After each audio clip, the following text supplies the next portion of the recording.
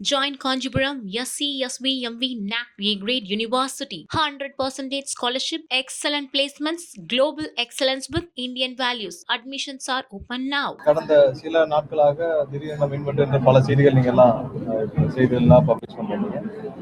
கடந்த 2 நாட்களாக பல்வேறு நடவடிக்கைகள் எடுக்கப்பட்டு ஒரு சில மணி நேரங்களுக்கு முன்னால என்னென்ன காரணங்களால அந்த மாதிரி மின்சார தடைகள் ஏற்படுதுன்னு சொல்லிட்டு நம்மளுடைய மின்சார வாரியம் சார்பாக ஒரு நோட் கொடுக்கப்பட்டது. ஸோ அதெல்லாம் தான் ஒரு சில இடத்துல லோடு கம்மியா இருக்கிறதுனால அந்த ஃபியூஸ் ஆஃப் ஆகுது, ஒரு சில இடத்துல லோடு அதிகமா இருக்கிற ட்ரிப்பிங் ஆகுது. ஸோ இதற்கான நிறைய இடத்துல திடீர்னு வர்ற ரீசன்னால நேற்று முதல் பெரும்பாலான இடங்கள் வந்து சென்னையில மட்டும் ஒரு 7 ரேபிட் டீம் ஒன்றும் போட்டாச்சு, இன்ஜினியர் டீம். ஸோ அவங்க வாகனங்களோட இன்ஜினியர்ஸ் எல்லாம் இருப்பாங்க. எங்க இந்த மாதிரி பழுதுகள் வருதோ உடனே போய் அவங்களை போய் அட்டென்ட் பண்றதுக்கான வேலை இருந்துச்சு. நேற்று இரவு முழுவதும், அதாவது சீஃப் இன்ஜினியர் லெவல்ல அனைத்து அதிகாரிகளும் வந்து நேற்று இரவு முழுவதும் எல்லா இடத்துலையும் சப்ஸ்டேஷன்ஸ் எல்லா இடத்துலையும் ரோந்து பணிகள் ஈடுபட்டாங்க. ஸோ அதன் மூலமாக பெரும்பாலான அந்த மாதிரியான எங்கெங்கெல்லாம் டெக்னிக்கல் இஷ்யூஸ் வந்ததோ அதெல்லாம் உடனே ரெக்டிஃபை பண்ணி உடனே மின்சார தடை இல்லாமல் அதை கொடுக்கப்பட்டுச்சு. வேற என்னென்ன பிரச்சனைகள்லாம் வந்துச்சோ அதெல்லாம் சரி செய்யறதுக்கான வேலை வந்துச்சு. இன்னைக்கு வந்து நம்மளுடைய அனைத்து சி லெவல் அனைத்து அதிகாரிகளும் ஒவ்வொரு சப்ஸ்டேஷனுக்கும் போய் நேரடியாக பார்வையிட்டு எங்கெங்கெல்லாம் இது வருது. நிறைய இடத்துல பழைய டிரான்ஸ்ஃபார்மர்ஸ் எல்லாம் லெகசி டிரான்ஸ்ஃபார்மர்ஸ், அதுல பிரச்சனை நிறைய இருக்குது. கேபிள்கள்ல நிறைய ஃபால்ட் வருது. நிறைய இடத்துல குழி தோன்றதால் கேபிள் கட் செய்யப்படுது. ஸோ இதெல்லாம் இது பண்ணுது. அதை தாண்டி ஒரு சில இடத்துல அங்க இருக்கிற ஒரு சில தனிநபர்களுடைய தவறுகளால ஒரு சில இடத்துல மின்சாரங்கள் தடைபடுவதாக கணக்கிடப்படுகிறது. அதுக்கான நடவடிக்கைகள் கண்டிப்பாக இன்றைக்குள் எடுக்கப்பட்டு எங்கெல்லாம் அது மாதிரியான ஒரு தனிநபர்களுடைய தவறுகளால இந்த மாதிரி நடக்குது, அது யாருடைய தூண்டுதல்னாலும் செய்யறாங்க என்னன்னு தெரியல. ஸோ அந்த மாதிரியான நபர்கள் மீது இன்று இரவுக்குள் நடவடிக்கை எடுக்கப்படும். அவங்களாம் யாருன்னு கணக்கிடும் பணிகள் நடந்து கொண்டு வருது. கண்டிப்பாக மின்சார வாரியம் உங்க எல்லாருக்கும் தெரியும், 20 ஆண்டுகளாக ஒவ்வொரு நாளும் நலிவடைந்து வந்து இன்னைக்கு கிட்டத்தட்ட 2 லட்சம் கோடி கடன்ல இருக்கு. ஒரு 1,40,000 பேர் வேலை பார்க்க வேண்டிய இடத்துல இன்னைக்கு 70,000 பேர் தான் வேலை பணியில இருக்கிறாங்க. அதை தாண்டி பெரும்பாலான இடத்துல டிரான்ஸ்ஃபார்மர்ஸ் எல்லாமே வந்து மிக பழைய டிரான்ஸ்ஃபார்மர்ஸ் இருக்கு. சப்ஸ்டேஷன்ஸ் வந்து எவ்வளவு உருவாக்க வேண்டும் என்று இவங்க 5 வருஷத்துக்கு முன்னாடி 234 35 உருவாக்க வேண்டும் என்று கணக்கிடப்பட்டு பெரும்பாலும் எந்த வேலையும் நடக்கப்படவில்லை. ஸோ நிறைய இடத்துல இன்னும் அதற்கான பணிகள் தான் செய்யப்படுவது. ஸோ இதை முழுவதுமாக சீரமைப்பு பணிகள் நடைபெற்று வருது. ஸோ இந்த மாதிரியான தடைகளை சரி செய்ய இப்போதைக்கு முடிந்த அளவு அங்கங்கே வந்து இன்ஜினியர்ஸை வச்சு ஒரு டீம் அமைச்சு அந்த டீம் வந்து கண்காணிப்பு பணிகளில் ஈடுபட்டு வராங்க. ஸோ நேற்று இரவு பெரும்பாலான இடத்துல அதற்கான தடுக்கும் பணிகள் நடைபெற்று சிறப்பாக உடனே அதுக்காக ரெஸ்பாண்ட் பண்ணி முடிச்சுட்டாங்க. ஸோ மேலும் இதை வந்து சிறப்பாக செய்யப்பட்ட எங்கெல்லாம் எதிர்பார்க்கப்படுதோ அதெல்லாம் சரி பண்ணுவாங்க. ஏதாவது ஒரு தனிநபருடைய தவறுகள் இருந்தால் அவர்கள் மீது நடவடிக்கை எடுக்க வேண்டும் என்று கண்டிப்பாக நாங்கள் கேட்டுக்கொண்டிருக்கோம். அது பெரும்பாலான அங்க இருக்கிற நிர்வாகிகளும் சொல்லியிருக்காங்க, அதிகாரிகளும் சொல்லியிருக்காங்க. ஸோ அதுவும் மேற்கொள்ளப்படும். வெகு விரைவில் அனைத்து மின்சார செய்து வந்து மின்சார தட்டுப்பாடு இல்லை, எல்லாமே வந்து நம்மளுடைய இதுல எவ்வளவு தேவை இருக்கோ அதோட மின்சாரம் நம்மளோட கையிருப்பது தட்டுப்பாடுகள் எதுவும் இல்லை.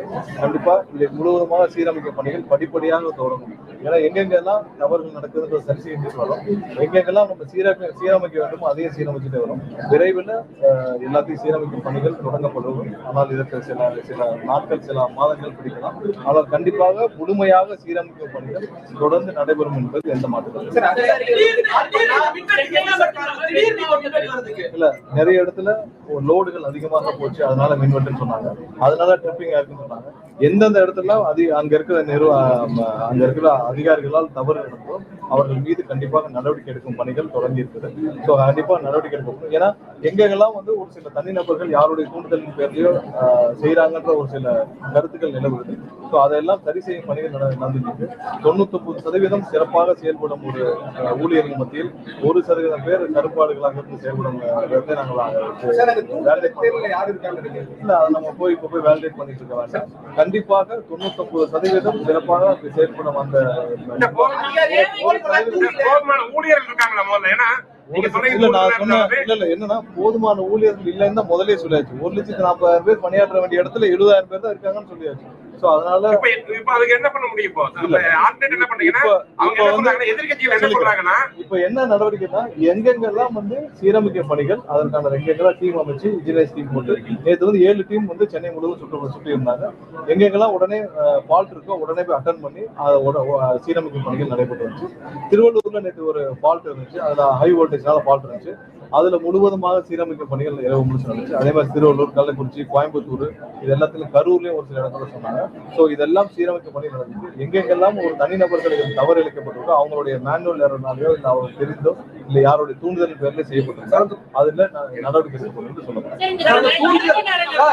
தனிநபருடைய தூண்டுதல் சொல்றீங்க சார், எதிர்கட்சிகள் காரணம் நினைக்கிறீங்களா சார்? பொதுமக்களுடைய அலைபேசி எது எடுக்கிறது இல்ல, அவங்க கால் பண்ணும்போது அங்கிருந்து இப்ப நம்மளுடைய கால் சென்டர்ஸ்ல 24 மணி நேரம் கால் சென்டர் ஒரு நம்பர் கொடுக்க மாட்டேங்குது. மேக்ஸிமம் அந்த கால் சென்டருக்கு கால் பண்ணா அங்க எடுக்கிற கால் இருப்பாங்க. ஏன்னா ஒவ்வொரு மின்சார வாரியத்துக்கு அங்க இருக்கிற ஊழியர்கள் வந்து சரி செய்யும் பணியில இருக்கலாம், அதனால போன் எடுக்காம இருக்கலாம். கால் சென்டருக்கு தொடர்பு கொள்றவங்களுக்கு கண்டிப்பாக அவங்களுக்கு தேவையானது அதை அங்கேயே பதிவு செய்து அங்க டிக்கெட் ரைஸ் பண்ணி அவங்களுக்கு மெசேஜும் போயிருக்கு. ஒவ்வொரு கால் சென்டர் நம்ம அந்த கால் சென்டர் 24 மணி நேரம் 300க்கும் மேற்பட்டோர் வந்து கால் சென்டர்ல பணியாற்றுறாங்க. அதற்கான உடனே அவங்களுக்கு அந்த டிக்கெட் ரைஸ் பண்ணி அதுக்கான மெசேஜும் கொடுத்துறாங்க.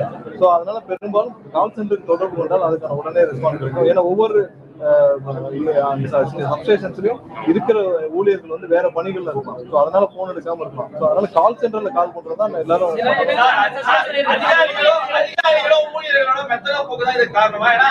எல்லாரும் சொல்லலாம்.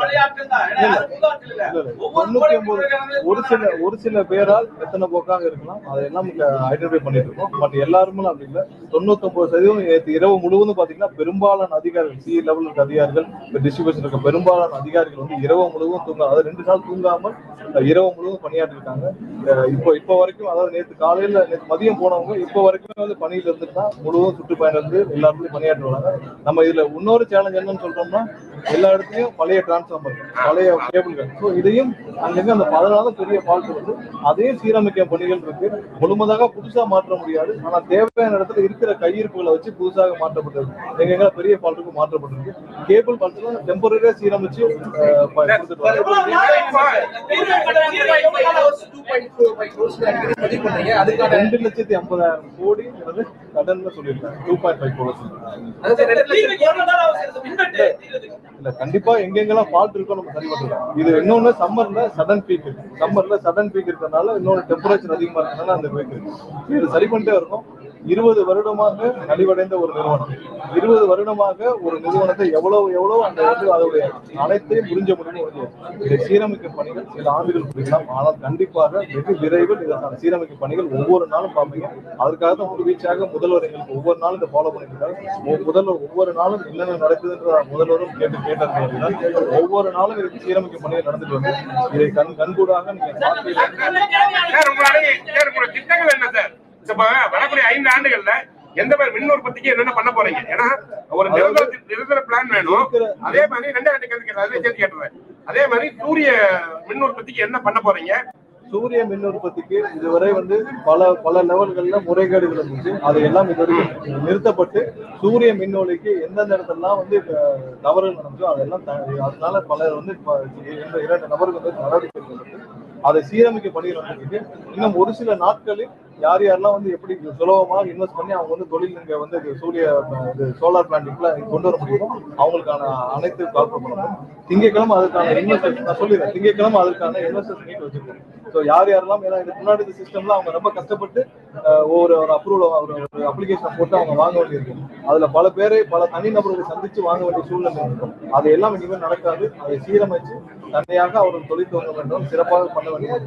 இது மாதிரி ஒவ்வொரு இடத்துலயும் வந்து இருக்கிற அனைத்து தவறுகளையும் சரி செய்து இந்த நிறுவனத்தை முழுதாக கொண்டு வரும் முயற்சி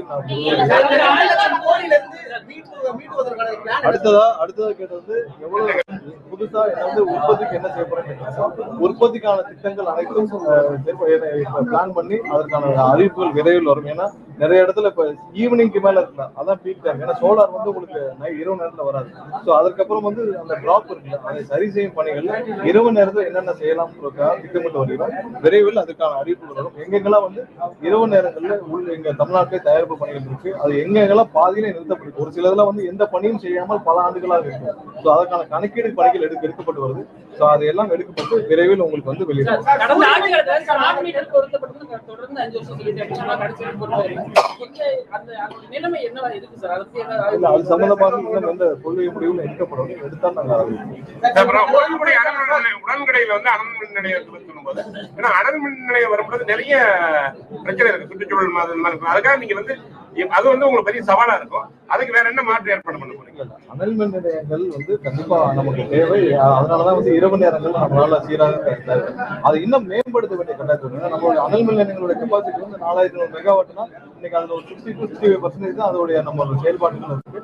அது இன்னும் மேம்படுத்துறதுக்கான வேலைகளை கண்டிப்பா செய்யறதுக்கான வேலைகளை துவங்குவோம். இதெல்லாம் சரி செய்து கண்டிப்பா சீக்கிரம் அனைத்தும் மக்களுக்கு பயன்பாட்டுக்கு வர வேண்டும் என்பது எங்களுடைய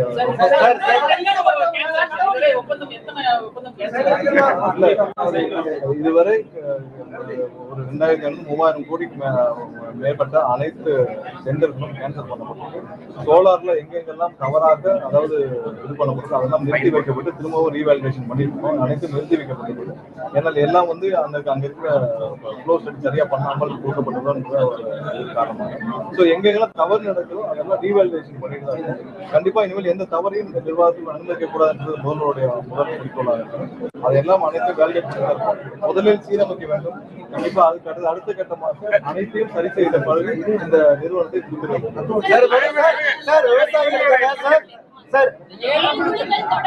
தொடர்ந்து பணியாற்றும் 7 குழுக்களும் தொடர்ந்து பணியாற்றும், அனைத்தும் சீராக மாதிரி பணியாற்றும். எங்கெங்கெல்லாம் அந்த ஃபால்ட் இருக்கும் அவங்க ஆக்டிவேட் பண்ணுவாங்க.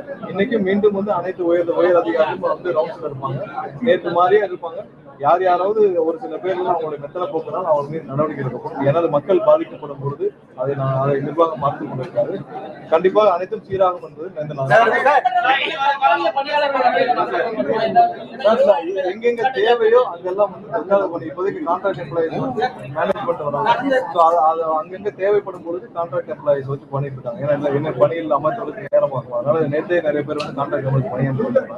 நேற்று நிறைய வாகனங்கள் அதாவது இந்த மாதிரியான உடனே அங்க போய் அந்த இதை ரெக்டிஃபை பண்றதுக்கு நிறைய வாகனங்கள் வாடகைக்கு எடுக்கப்பட்டு அதன் மூலமாக சென்று கண்காணிப்பு குழுக்கள் செயல்படுறாங்க. கண்டிப்பா இன்னும் சில நாட்கள் இது கண்டிப்பாக தொடர்ந்து செய்யப்படும். அனைத்து சீர்திருத்தம் சீராக எங்களுடைய எண்ணமும்